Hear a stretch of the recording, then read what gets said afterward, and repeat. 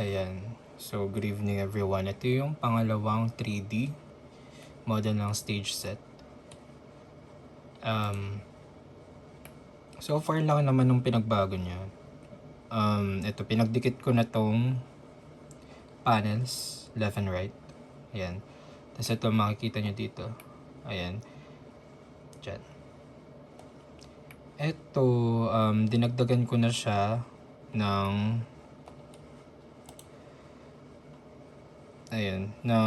decorations. Tapos ito, ayun, kanina pinag-isipan ko pa to. Ito itong nasa taas. Kasi nga, yan nga, since kung maglalagay tayo ng, ng backdrop sa likod, kailangan makita at the same time. Asymmetry pa rin tong tignan. Ayan. So, ito malinis na siya din tignan. Ito na yung linoleum. Ito, mas clear na yung na-explain ko. Pag nakaupo kasi ako dito as a manonood, no? Ayan, makikita ko siya. Edi lumutang. Ayan. Dito sa band, yes, kita siya. Mas makikita pa to kung ang mangyayari is may hilahin na string dito. Yan. Ito, naisipan ko lang muna lagyan ng puno. And then itong poste. So, ito, kung maliit kasi yung gagawin natin, there are two options. Either isabit sa button or gagawa tayo ng stand. Pero kung maliit siya, ilalagay siya sa likod. Kasi,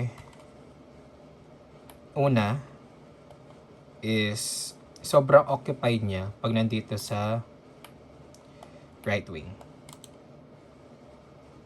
And, kapag nilapit pa natin masyado yung poste sa likod, ay ang bigat niya tignan.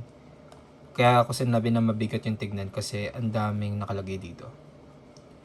So, pag nilapit pa natin, mas lalo siyang bibigat yung pag nakita natin itong right side ito.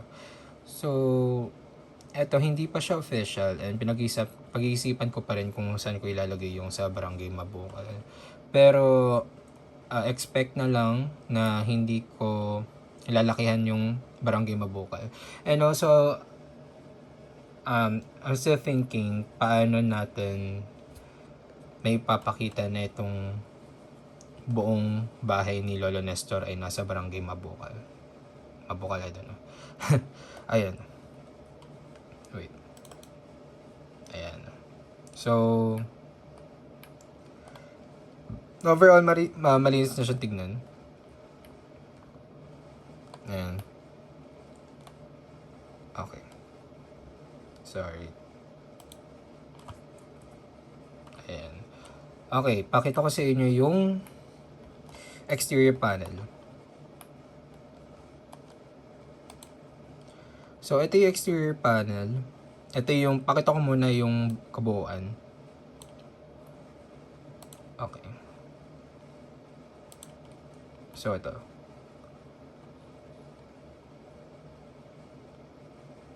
Ayan. Actually, iipod siya dyan. Cause, may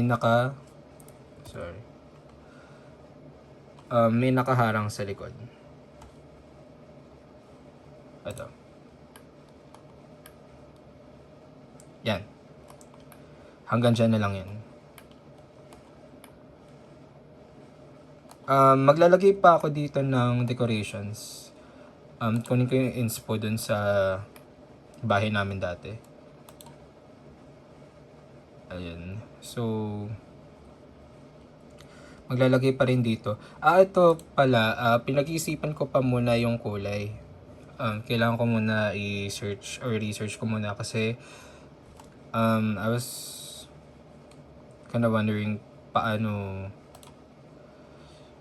in my vision or lahat ng vision kapag kasi nakita ito pagdating sa color Sana at least maganda pa rin siyang tignan. Although, itong kasing kulay dapat may ibang personality. Especially sa scene kung saan to gagamitin. And yung bintana, ito pala, parehas na yung size nito. Yan. And iniba ko na yung bintana. Tapos, ayun, para makitang maiba talaga na nasa labas, iniba ko na rin yung kulay niyan. Pero pag-iisipan ko pa.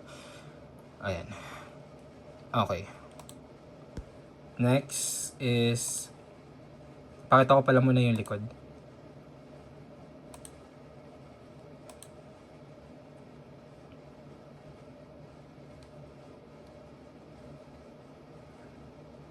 Ay, wag 90 degrees. Wait. Ayan, sige, hawakan ko na lang. Ayan. So, ganyan yung mangyayari.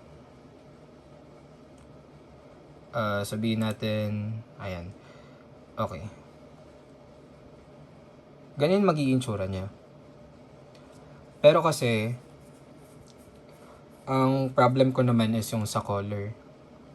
Kung kailangan natin ng dark, make sure na kung tatapat ito ng ilaw is dapat hindi na ito makikita likod. Kasi, okay, turuan ko kayo, no? Paano natin malalaman if yung kulay nito is makikita, pero mahahanapan dapat natin ng kulay ito.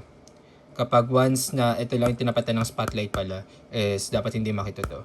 So, gagamitan kasi natin ng B&W. Makikita natin kung sino yung light, much lighter or hindi. Pero, expected kasi natin pag B&W natin is ito magiging lighter to. Even though may shadow. Pero ito matatapatan siya. So, ang pwedeng kalabasan is baka itong kulay na to and then itong kulay na to, pag tinapatan ng spotlight is magpapares yung kulay. And I think okay naman siya. Pero kailangan ko pa rin ma-figure out kung ano yung kulay nito. Ayan ito. Pero ang i-achieve natin dito is dark. Pero hindi pa sana sure kung itim talaga. Ayan. Next is pakita ko na yung movement ng pag nahati na siya. Open na to. So, pag connect ko lang muna, or hindi ko naman pala i-connect, baka lagyan natin dito. Okay. So, pag ganito guys, expected natin na yung exterior ay may ipod paharap. Ayan. Ayan. Ang na naman. Wait. So, ang mangyayari pa is baka yung perfs is malagay sa harap of course, pero baka mabago yung formation nila.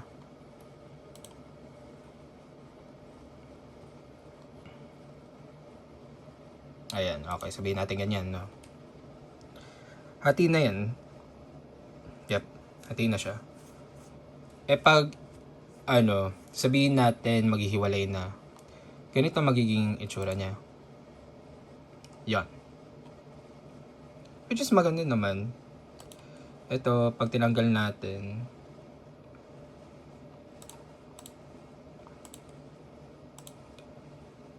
yarn. It creates a different story, it creates a different scene. So, yeah, good job. Ito, pakita ko yung likod din. Harap ko na. And, I don't know, ito lang part na to, I don't know kung anong magiging tsura niya sa likod. Pero,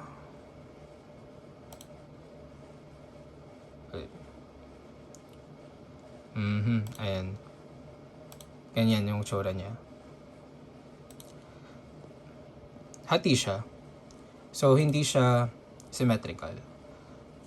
Pero, for me kasi, okay lang siya kasi dark naman and wala namang makikita sa likod. Wala naman lalagay dito eh.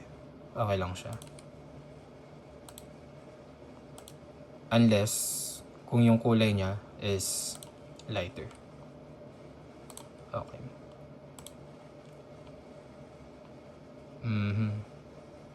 I'll just put right here. And then, oops. Pakita ko sa inyo yung itsura ng likod pag pinaghiwalay sila.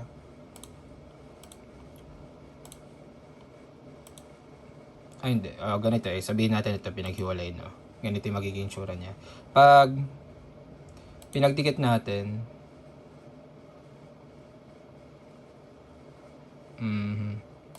wait, angat ko lang. Ay, nawala. Yan. So, no problem naman at all.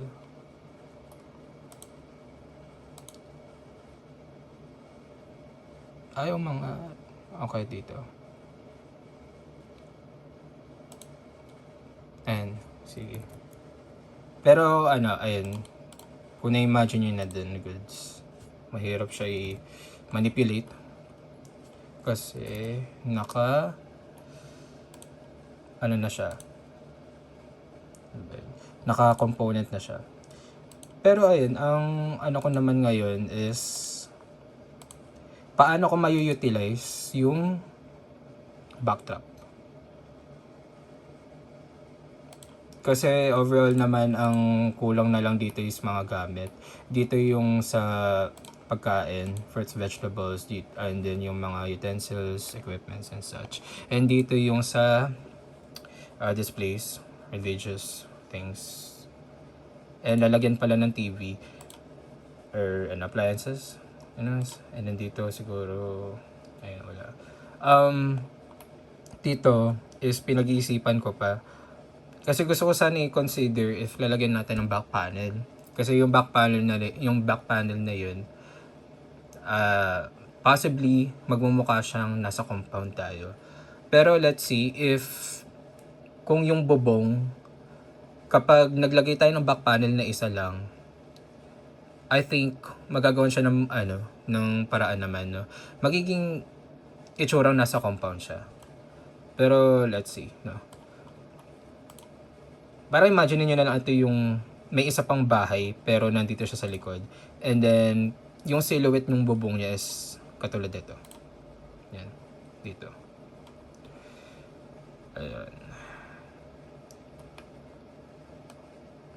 So, let's check.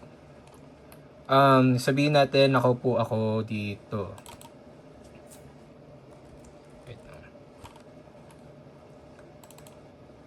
Okay. Ayan. Nakaupo ako sa front. Ayan. Yan yung pwesto ko. Nandito. Maganda siya tignan. And then, pag nasa taas naman ako, dapat makikita ko tong interior lang.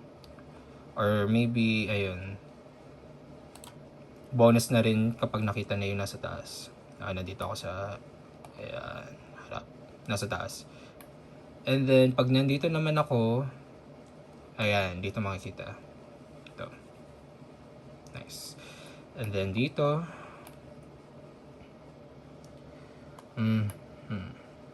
Ayan. Okay. Nandito ako nakaupo sa may right side. Ayan. And then farthest, check natin kung makikita. Yes. So, ito pala, kaya ko kinonsider kasi yung asymmetrical. Kasi, kung ako yung uupo sa likod, visually kasi, parang it looks boring kung gagawin nating symmetrical ito. Kung isang linya lang to. Yes, ma-identify siyang interior, pero, syempre, ang mind natin iisipin ano yung itsura ng roof.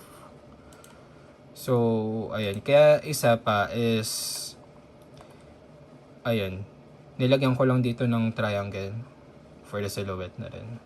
So, ito yung itsura niya. Yan. Yeah. I mean, better na siya. Ayun. So, eto, actually, pinag-iisipan ko pa kung anong position nito.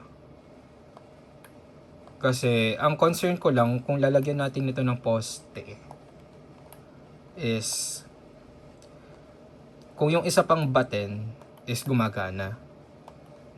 Kasi kung ano man, kung ito, lalagyan natin ng stand, ito, pagsasabitan natin sana ng cable dito sa button. Pag ganun sana. Pag ganun. Ang view pala ng ito, ng poste, is hindi siya padiretso. Yung position niya is, hindi dapat nakaganito lang siya. Naka 45 degrees or 30 degrees. Ayan. Hindi siya nakaharap dito sa may left wing. Ayun. So, ito yung second na 3D model. Ayun. Much better na siya, guys. Yun lang.